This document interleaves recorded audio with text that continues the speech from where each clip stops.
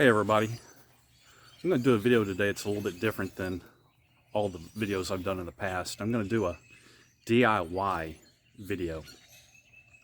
And let me give you a little bit of background on what this project's going to be about. I'll probably be working on this, probably over the next several weeks.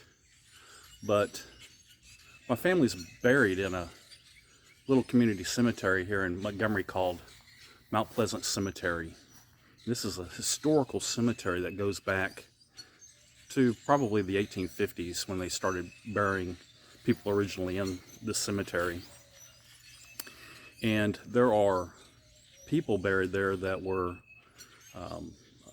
lived in Texas whenever Texas was just a republic. And since then, there's been people that have been buried there that have fought in the Civil War and all the major wars since that time. And there's several people that are buried there that died as a result of the influenza epidemic back in the early 1900s. So it goes back a very long time. Well, every year they have a cemetery cleanup day where they invite all the families of anybody that's been buried in the cemetery to come out and work at the cemetery, cleaning up the cemetery. And I usually go every year. I take my yard tools. Oops, I almost dropped the camera. Take my yard tools, rakes, clippers, usually take my lawnmower. And there's usually maybe a dozen families that come. And it's a real nice time. And work for a couple hours, and then we all break about lunchtime, and everybody brings a covered dish and have a really nice lunch. And just before that lunch, we'll usually have a quick meeting to discuss the cemetery business. Any projects need to be funded or worked on. Over the past couple of years, they've spent a little bit of money getting some of the headstones re-leveled. They put in a nice little road and blacktopped it to give nice access to the cemetery. There's a church there on site. They've spent money to get the roof reshingled, replaced. So you know, it's a nice place. Well, during the meeting, they always call for, suggestions of things that need to be done in order to improve the grounds. And so a couple of years ago, I noticed that the sign advertising the subdivision, or advertising the cemetery, had fallen down because it just rotted away due to the weather and being out there so long. And because I was the one that raised the project, they nominated me to head up the efforts to replace that sign. So that's what I'm going to do. I'm going to build a new sign and install it there at the cemetery. And I just wanted to show you how I do it. So I'm going to turn the camera around here and I'll show you what I'm working with. So I've got my 2x4s here for the frame, and then I've got my 3/4 inch CDX plywood. I'm going to cut down to size. Then I've got to get some more materials. I've got to get some construction adhesive. I've got to get some paint.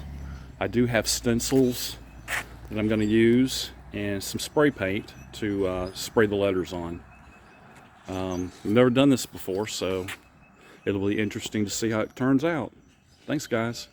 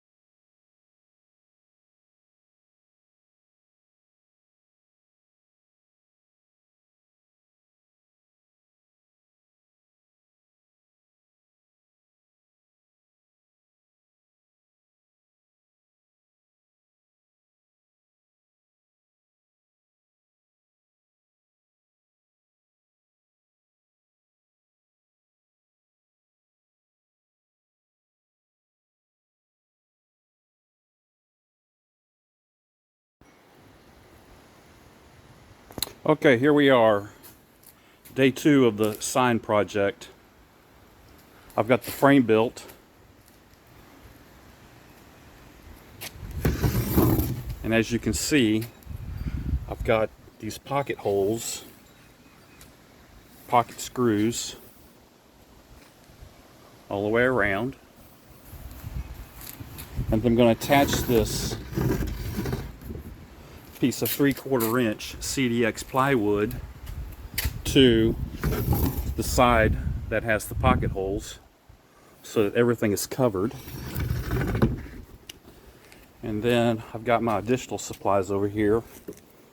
Liquid nails. I'm going to glue the plywood to the frame, and then I'm going to screw it down with these deck screws, 3/4 inch long. I've got my exterior paint, and it also has primer, so that should give me a nice solid painting surface for whenever I do the stenciling for the wording. I've got some wood filler because I do have some imperfections in the plywood. I want to cover those up so the plywood's really nice and smooth. I got my drill gun, and then also my star bit for the deck screws. I got a little bitty cup here to dip the paint out of the can. And then I've got my little container over here for my roller brush. And I've got a soft head roller on, so that'll make it really easy to put on the paint.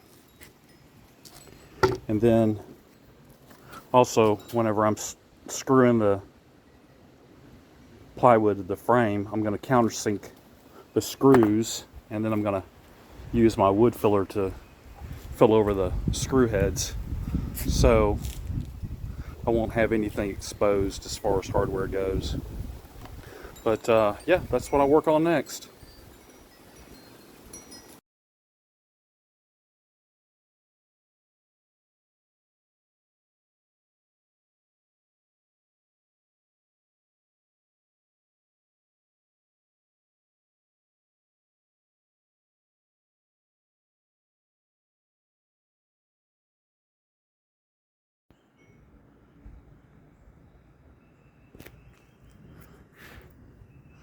Okay, so what I've done is I've marked the corners where the frame's going to sit, or where the plywood is going to line up with the frame, so that I'm square. So all I have to do is move the corner of my frame to my marks, and I've got equal reveal all the way around, and everything's squared up. So next is to glue and screw everything down.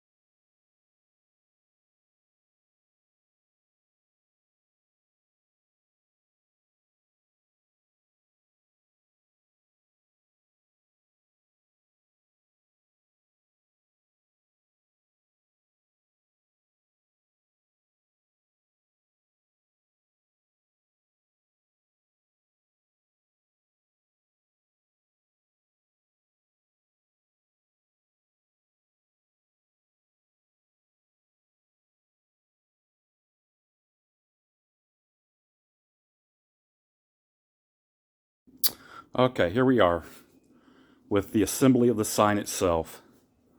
We've got both sides of the sign painted and ready to go. We've got the frame that's been painted on one side and the inside of the frame.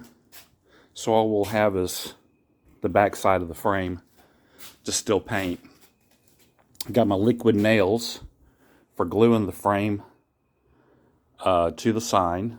I'm going to use this little spatula for smearing the liquid nails around. I've got my caulk gun for the liquid nails, some screws because I've got to screw it from the front side with my deck screws, and they're 1 3/4 inches. And then I'm going to countersink the screw heads and then cover the screw heads over with wood filler. And then I've got my clamps for clamping everything together, and of course my screw gun with my star bit, because that's what's required for this particular deck screw. But yeah, I'm going to put it all together and go from there.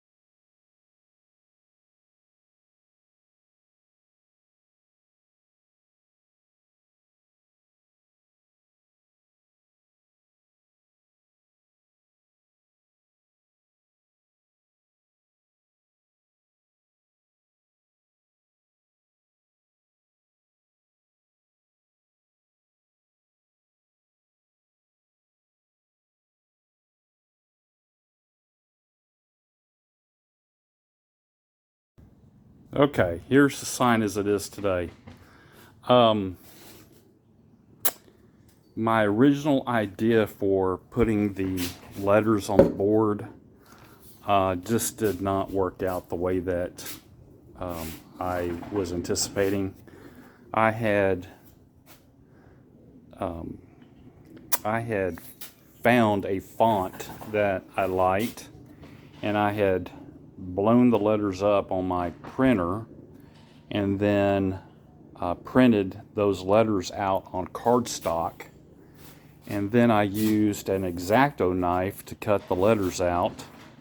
And my plan was to transfer the letters to some clear plastic that I was going to adhere to the board, and then I was going to lay my letters out on that clear plastic and then cut the letters out on the clear plastic. So what I would have is a solid sheet of plastic with just the letters revealed in it, and then I was going to take black spray paint and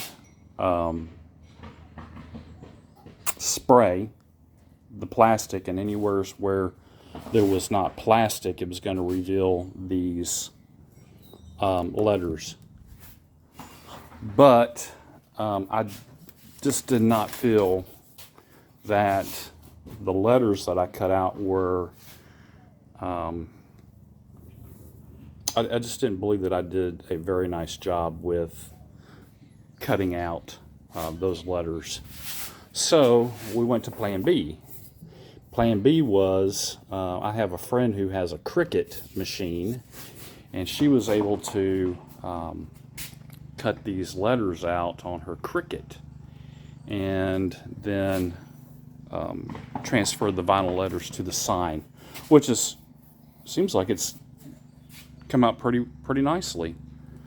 I have had a couple places where the vinyl was not sticking very well to the paint, but I was able to use a little plastic squeegee and get it to adhere a little bit better. But I'm going to take this clear gloss Rust-Oleum, which is suitable for exterior use, and I'm going to apply a couple of coats of clear finish over the top, and that should help protect these vinyl letters, plus also help the letters to stay secure to the board. And once I get that done, I'll probably take everything out to the cemetery tomorrow and install it. So that's where we're at. Here it is, the final product. I've just installed it here at the cemetery, and I have to say it looks pretty good. Hopefully this will last a few years before we have to redo it. But I've got it up.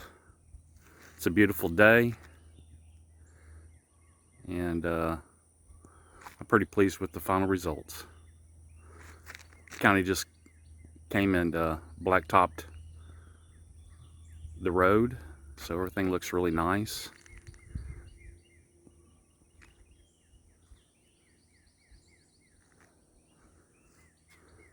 There's the church over there, the community center next to it, well house.